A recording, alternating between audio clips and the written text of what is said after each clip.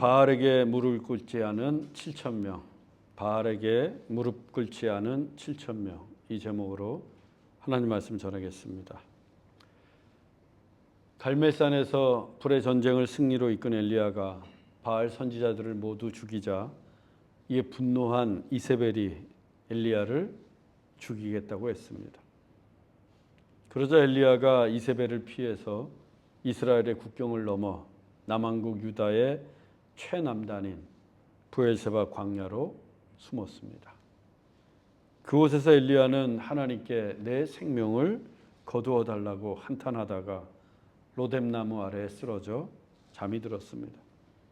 하나님은 그런 엘리야에게 천사를 보내어 숯불에 구운 떡과 물을 준비해 그를 먹이시고 마시게 하셨습니다. 그렇게 하나님은 심신이 지치고 탈진한 엘리야를 회복시켜 주셨습니다. 기력을 회복하고 힘을 얻게 된 엘리야가 40일을 밤낮으로 가서 하나님의 산 호렙에 이르게 되었습니다.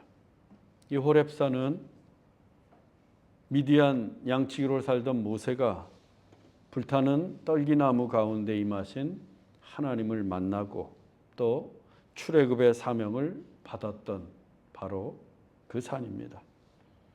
그리고 출애굽 후에 모세가 40일을 밤낮으로 머물면서 하나님으로부터 십계명이 새겨진 두 돌판과 율법을 받았던 곳도 호렙산이었습니다.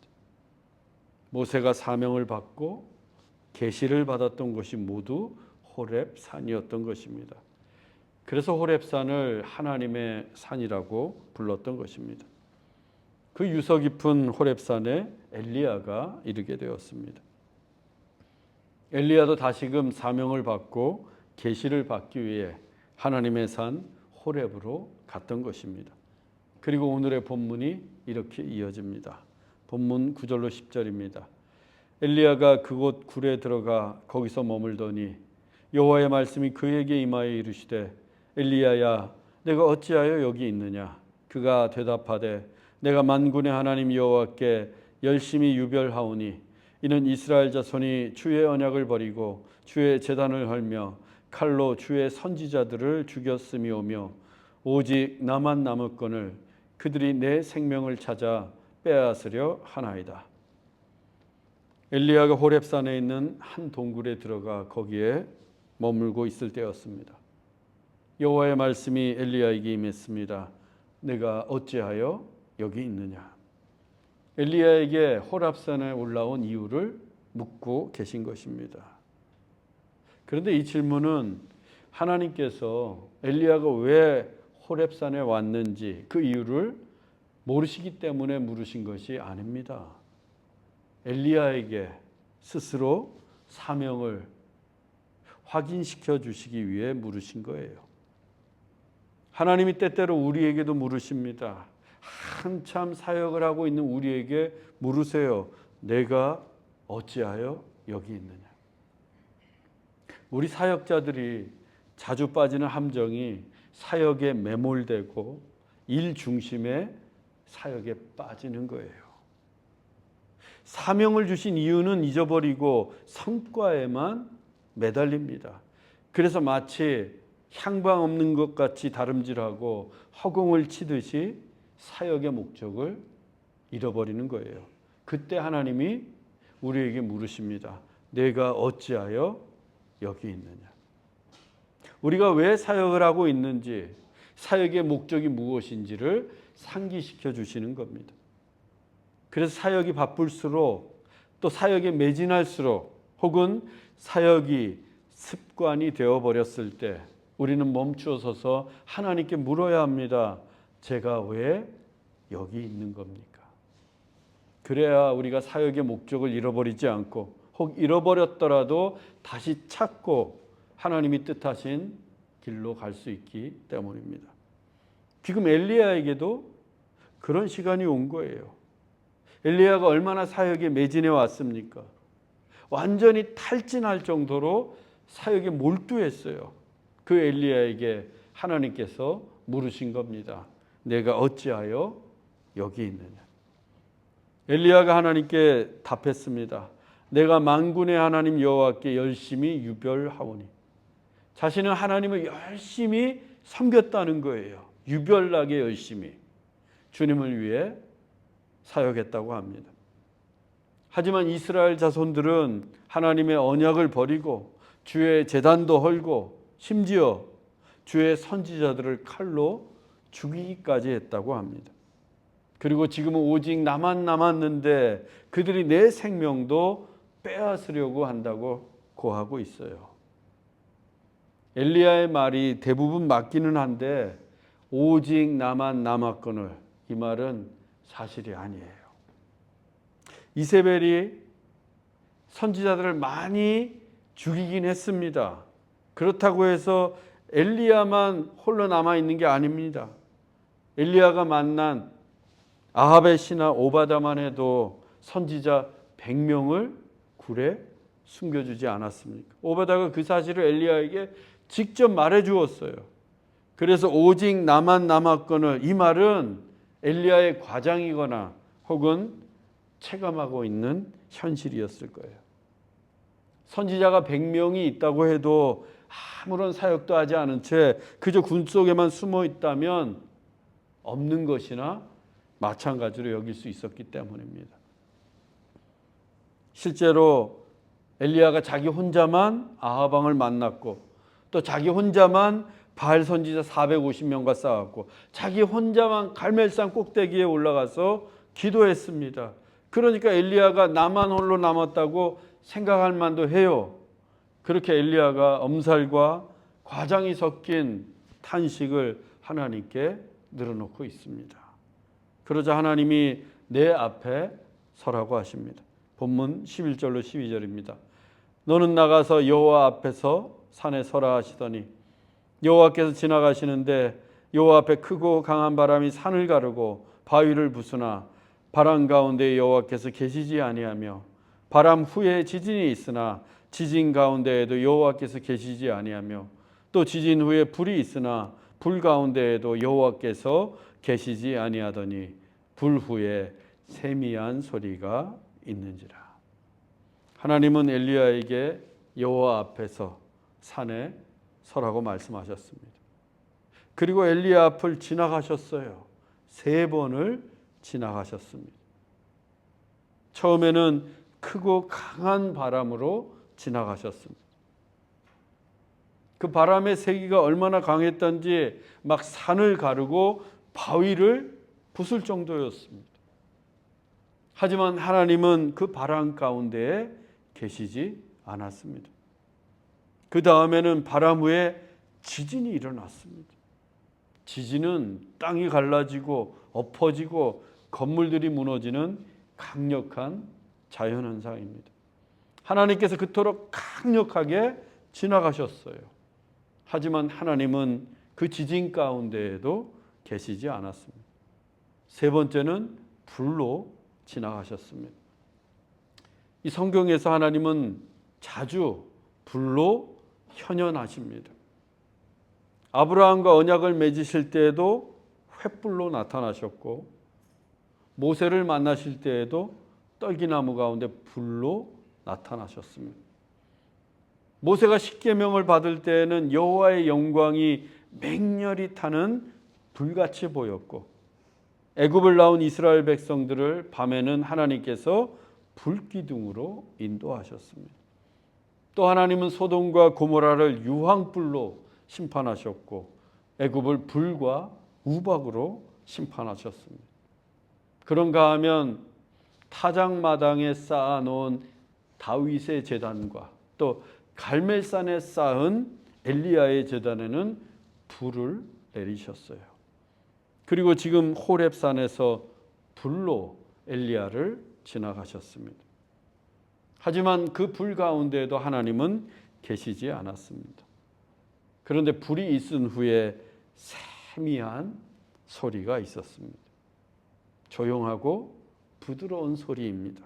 하나님께서 그 세미한 음성으로 말씀하신 거예요. 여기에 중요한 메시지가 있습니다. 이 바람과 지진과 불 가운데 하나님은 계시지 않았습니다. 그렇다고 해서 이 바람과 불과 지진이 하나님의 역사나 하나님의 현현이 아닌 것은 아니에요. 하나님은 분명 크고 강한 바람과 천지를 진동하는 지진과 뜨겁고 강렬한 불로 나타나서 엘리야를 지나가셨습니다. 다만 그 현장에 하나님께서 머물지 않으셨던 거예요. 그 대신 세미한 음성으로 말씀하셨습니다. 이것이 의미하는 바가 대단히 중요합니다. 하나님께서는 엘리야 선지자를 통해서 이스라엘 땅에 3년의 가뭄을 내리셨어요. 그리고 또 제단에 하늘에서 불을 떨어뜨리셨습니다. 그리고 그 하늘에서 비가 쏟아지게 하셨어요. 초자연적인 기적을 행하셨습니다. 분명 놀랍도록 강력하고 초월적인 기적이에요. 바알에게 완벽하게 승리하신 하나님의 기적, 오직 하나님만이 행하실 수 있는 기적이었습니다. 그런데 그럼에도 불구하고 변한 게 없어요. 아합이 비록 그 기적에 놀라기는 했지만 여전히 하나님께 돌이키거나 바알 산당을 부수거나 회개하지 않았습니다. 이세벨은 오히려 엘리야를 죽이겠다고 나섰어요. 더욱이 그와 같은 기적을 행한 엘리야조차도 지치고 기력이 쇠하자 자기의 생명을 거두어 달라고 하나님께 말합니다. 엘리야가 그토록 놀라운 기적을 행했다면 더욱더 담대하고 강력한 믿음의 소유자가 될 것 같은데 현실은 정반대였다는 거예요. 이것이 무엇을 의미하겠습니까? 기적은 결코 우리의 믿음을 담보해 주지 않는다는 겁니다. 기적이 일어나는 순간에 그 기적에 압도되거나 놀랄 수는 있습니다. 하지만 그 기적이 직접적으로 우리의 믿음을 새롭게 하거나 하나님께로 돌이킬 수 있도록 우리의 신앙을 회복시켜 주지는 않는다는 거예요. 예수님이 이 땅에 오셔서 얼마나 많은 기적을 행하셨습니까? 그 기적을 수많은 사람들이 보았어요. 바리새인들도 보았고 사두개인들도 보았고 서기관들도 보았습니다. 그런데 그 기적이 그들의 믿음을 변화시켰습니까? 그렇지 않아요.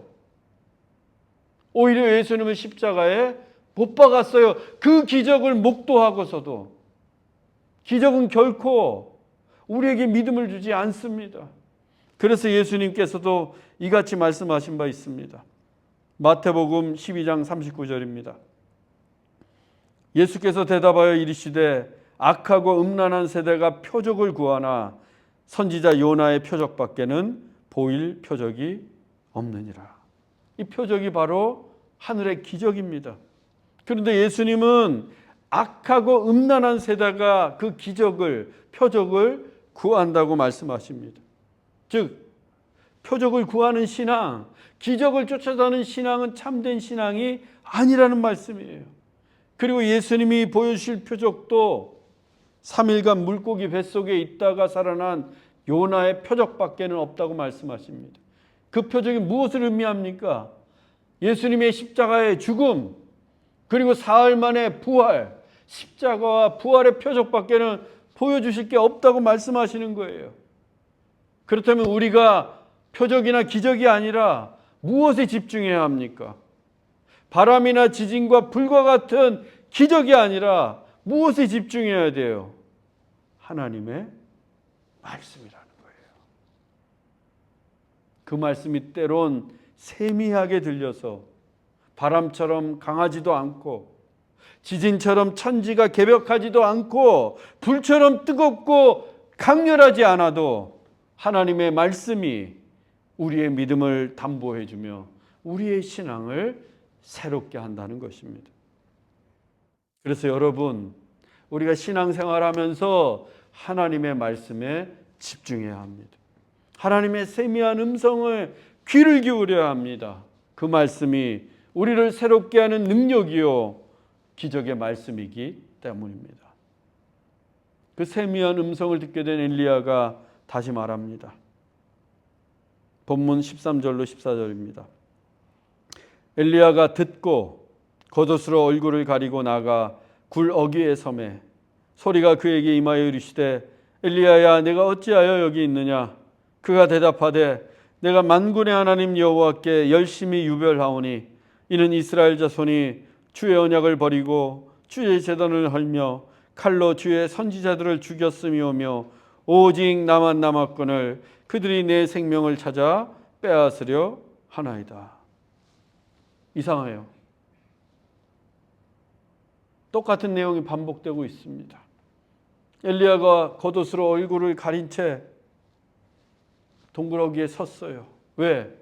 하나님을 직접 보고는 살 자가 없기 때문입니다. 엘리야가 얼굴을 가린 채로 굴 어귀에 섰을 때 하나님의 말씀이 또다시 그에게 임했습니다. 내가 어찌하여 여기 있느냐. 조금 전과 똑같은 말씀이에요. 그러자 엘리야도 똑같이 대답을 합니다. 오직 나만 남았거늘 그들이 내 생명을 찾아 빼앗으려 하나이다. 엘리야는 여전히 자신이 왜 이 호렙산에 왔는지, 자기 사명의 목적이 무엇인지 깨닫지 못하고 있습니다. 오직 나만 남았거늘, 자기만 남은 게 아닌데 계속 자기만 남았다는 거예요. 사람 그래서 쉽게 변하지 않습니다. 여러분, 누군가를 막 변화시키려고 노력하지 마세요. 사람 쉽게 변하는 거 아니에요. 엘리야의 속내를 우리가 더 깊이 들여다보면 이런 거예요. 아니, 바람과 지진과 불로 기적을 일으켜서 나를 죽이려는 저 아합과 이세벨을 심판하시지 왜 잘 들리지도 않게 세미한 음성으로 말씀하시는 겁니까? 그것도 나에게만, 오직 나만 남았거늘. 지금 그러고 있는 거예요. 이게 엘리야의 본심입니다. 그런데 우리 하나님은 여전히 엘리야를 책망하시지 않아요. 하나님의 계획에 대해 말씀해 주십니다. 본문 15절로 16절입니다. 너는 내 길을 돌이켜 다메섹에 가서 하사엘에게 기름을 부어 아람의 왕이 되게 하고 또 님시의 아들 예후에게 기름을 부어 이스라엘의 왕이 되게 하고 또 아벨 무홀라 사밧의 아들 엘리사에게 기름을 부어 너를 대신하여 선지자가 되게 하라. 하나님은 엘리야에게 먼저 돌아가라 라고 말씀하십니다. 내 길을 돌이켜. 엘리야가 있어야 할 곳은 브엘세바의 깊은 광야나 호렙 산속의 동굴이 아니었어요. 그런 곳에 안전하게 자기의 몸을 숨기는 게 엘리야의 사명이 아닙니다. 내가 어찌하여 여기 있느냐? 엘리야는 세상으로 나가야 돼요. 그 세상이 위험하다고 해도 그 세상으로 가서 하나님이 맡긴 사명을 수행해야 합니다. 그래서 하나님께서 내 길을 돌이키라 라고 말씀하신 거예요. 그 세상으로 가서 엘리야가 해야 할 일은 왕을 세우는 일이었습니다. 다메섹에 있는 하사엘에게 가서 기름을 부어서 아람의 왕이 되게 하고 또 님시의 아들 예후에게도 기름을 부어 이스라엘의 왕이 되게 하라고 하십니다. 그리고 엘리사에게 기름을 부어서 엘리야를 대신할 선지자가 되게 하라고 하십니다. 우리는 이 말씀을 통해서 하나님께서 이스라엘뿐만 아니라 이방 나라인 아람까지, 즉 온 세상의 왕을 폐하시고 세우시는 분이 바로 하나님이시오. 또 엘리자의 후계자도 하나님이 정하신다는 것을 알 수 있습니다. 모세의 후계자 누가 정하셨어요? 하나님이 정하셨어요. 여호수아로. 똑같아요. 특히 예후가 이스라엘의 왕이 된다고 하는 것은 아합 가문이 더 이상 왕이 될 수 없음을 의미합니다. 이 예후가 아합의 신하예요. 하나님께서 아합의 가문을 완전히 폐하시겠다는 겁니다. 우리가 다음에 살펴보겠지만 아합은 아람과의 전쟁에서 전사합니다. 그리고 이세벨은 이 예후에 의해서 죽임을 당하게 됩니다. 이게 하나님의 빅픽처, 심판의 큰 그림이에요. 그런데 엘리야는 여전히 그 하나님의 큰 그림을 깨닫지 못하고 이 세 가지 명령을 다 따르지 않아요. 엘리야는 하사엘도 만나지 않았고 예후도 찾아가지 않았습니다. 나중에 엘리사가 다 그들을 찾아갑니다. 또 이 엘리야는 엘리사를 만나기는 했는데 기름을 붓지 않아요. 엘리야는 여전히 말씀만 하시는 하나님을 못마땅하게 여긴 듯합니다. 참 고집세요, 엘리야도. 그리고 하나님은 엘리야 너만 남은 게 아니라는 것도 가르쳐 주십니다. 본문 18절로 19절입니다. 내가 이스라엘 가운데 7,000명을 남기리니 다 바알에게 무릎을 꿇지 아니하고 다 바알에게 입맞추지 아니한 자니라. 엘리야가 거기서 떠나 사밧의 아들 엘리사를 만나니 그가 12겨릿소를 앞세우고 밭을 가는데 엘리야가 겉옷을 그의 위에 던졌더니. 엘리야는 2번씩이나 하나님께 하소연했어요. 온 이스라엘이 바알에게 절하고 있다고. 그래서 오직 나만 남았다고 했습니다.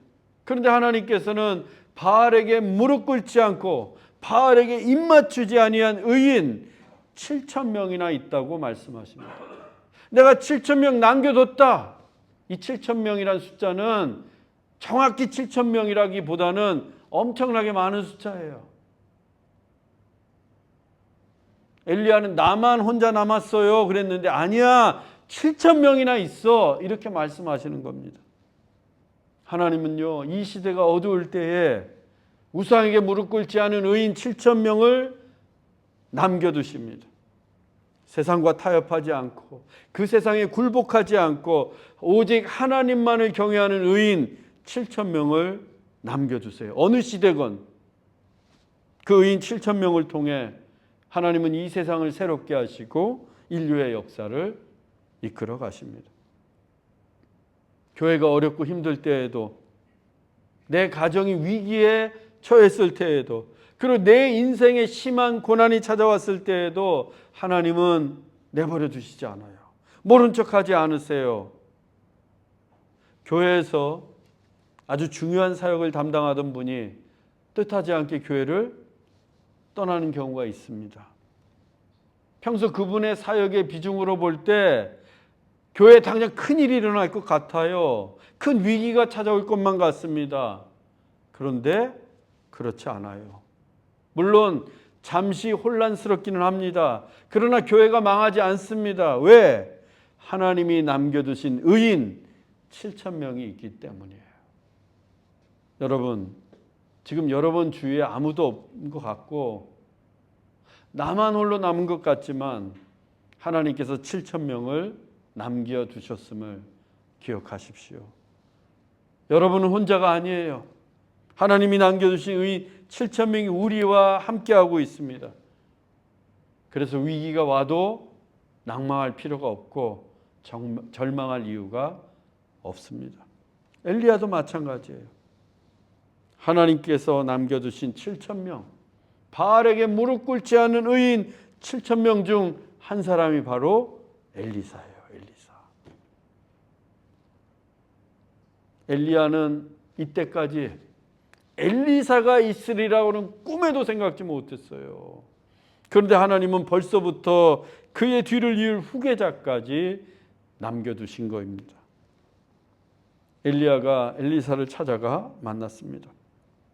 그때 이 엘리사가 12겨릿소를 앞세우고 밭을 갈고 있었어요. 이 겨리는 쌍입니다. 쌍. 그러니까 12쌍의 소예요. 모두 24마리의 소가 밭을 갈고 있습니다. 엘리야가 밭을 가는 엘리사를 보더니 냅다 자기 겉옷을 그에게 던졌어요. 기름을 부어야 하는데 겉옷을 던집니다. 이 겉옷을 던진다는 것은 그 시대에 직분을 전수한다는 뜻이에요. 즉 너는 내 후계자야, 이렇게 표현하고 있는 겁니다. 엘리사도 그 의미를 알고는 엘리야를 따르기로 결단합니다. 엘리야의 유명한 선지자였으니까. 그 시대 가장 유명한 선지자가 와서 겉옷을 던졌어요. 엘리사로서는 대단한 영광입니다. 그게 어떤 의미인지 알기 때문에 내가 엘리야의 후계자로 낙점이 됐구나. 하나님이 나를 택하셨구나. 본문 20절로 21절입니다. 그가 소를 버리고 엘리야에게로 달려가서 청하건대 나를 내 부모와 입맞추게 하소서. 그리한 후에 내가 당신을 따르리이다. 엘리야가 그에게 이르되 돌아가라. 엘리사가 그를 떠나 돌아가서 한 겨릿소를 가져다가 잡고 소의 기구를 불살라 그 고기를 삶아 백성에게 주어 먹게 하고 일어나 엘리야를 따르며 수종 들었더라. 엘리사가 어떻게 했어요? 소를 버렸어요. 자기 재산을 내려놓은 겁니다.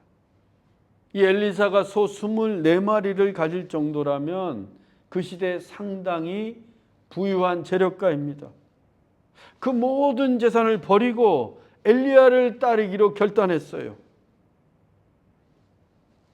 그래서 엘리사가 한 겨릿소를 잡아서 또 그 소가 메고 있던 기구들을 다 불태워 고기를 삶아 백성들을 먹입니다. 이건 과거의 자신과 완전히 결별하겠다는 의지예요.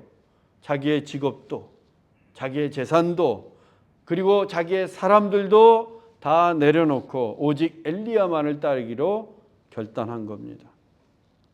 이 장면만 보면 미적거리는 엘리야보다 적극적인 엘리사를 보게 됩니다.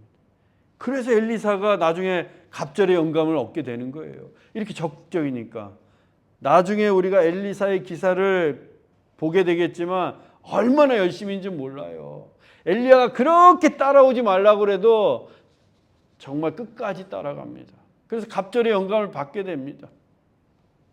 하나님이 남겨두신 의인 7,000명의 수준이 이 정도라는 거예요. 얼마나 대단합니까? 사랑하는 형제자매 여러분, 하나님은 어느 시대를 막론하고 그 어두운 시대에 바알에게 무릎 꿇지 않은 의인 7,000명을 예비해 두십니다. 중요한 것은 내가 그 7,000명 중 한 사람이 되어야 한다는 거예요. 제가 그리고 여러분들이 이 세상을 새롭게 하시기 위해 하나님이 남겨두신 최후의 보루 7,000명 중 한 사람이 되어야 합니다.